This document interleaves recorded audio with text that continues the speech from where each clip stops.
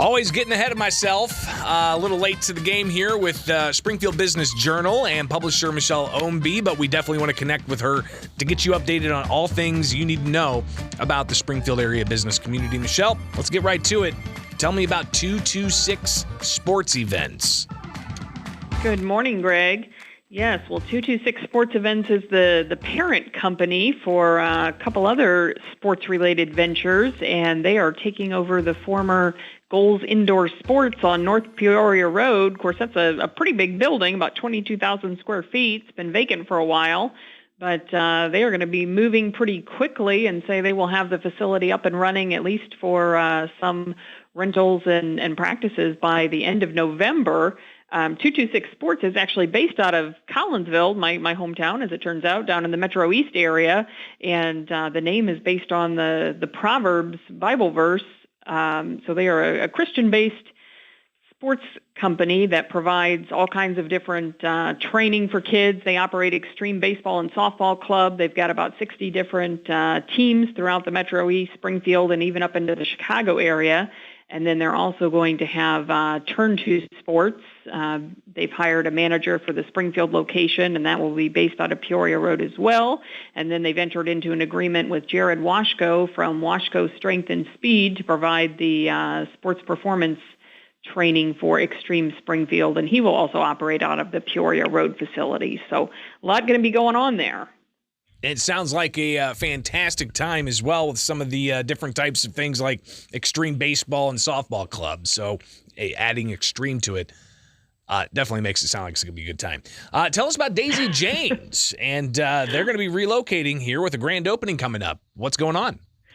They are, yes. Julie Johnson opened that business back in December of 2016 on East Monroe, so she's been downtown the whole time. This is actually a second career for her after she retired from her original career in the medical field and opened a gift shop and started out with just about 1,000 square feet of space. And over the last few years, she said it has really grown and expanded, even with the COVID shutdowns and all that. She's done very well with the gift shop, added a lot of new product lines, including children and baby items. And so she is now tripling her square footage and relocating to 9 West Old State Capitol Plaza. If you want to get really old school, that was the former Marley's Pub. Some folks might remember that. But it's been vacant for a number of years, and a new owner bought it about a year ago and has been doing a lot of renovations. And so last week we had talked about the Wakery getting ready to open downtown. This is going to be right next door to the Wakery, and then in between the Wakery and the corner building is what is now Truth Lounge that moved in after Great House Barbecue closed. So a lot of good activity happening there on that corner, and she is planning for a soft opening this Saturday with a ribbon cutting to come later in the month. It's exciting to see new life being breathed into some of these areas that desperately need it. So thumbs up to those entrepreneurs making that happen. Something else, a little bit of a different story here for Business in the 217 with Springfield Business Journal publisher Michelle Ownbey joining us on WMAY. Tell us about the FBI Citizens Academy Association and what they got coming up. Yeah, well, of course, cybersecurity is a huge concern for a lot of small businesses, especially if you're like us. We've got 12 full-time employees, which means there's no IT department, right? We contract with an outside company, but a lot of small businesses don't have the luxury of having an IT person on staff, and they're kind of winging it. And we know cybersecurity is a huge issue. Our business, like many others, has been impacted over the years by that.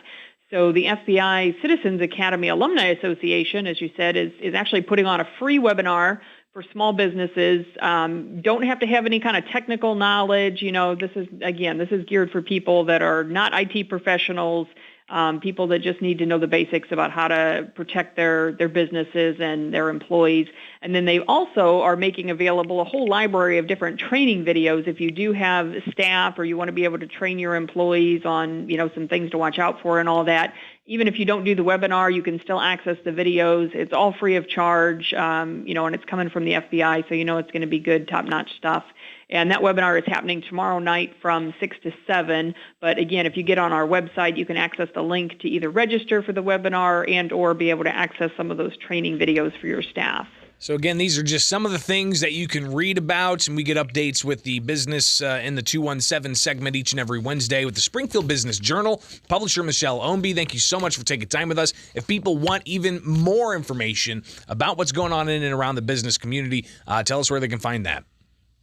Definitely go to springfieldbusinessjournal.com and sign up for BizBites. That's our weekly newsletter that will come out later today, and it is free of charge with a roundup of what's happening in the business community. Of course, we've also got a calendar of business events on our website and all kinds of other things, and you can sign up to subscribe to the print edition and make sure you never miss out. So make that happen. Michelle Ownbey, greatly appreciate your time as always, and we'll talk again next week. Greg. It is Springfield's Morning News on 92.7 WMAY. Springfield.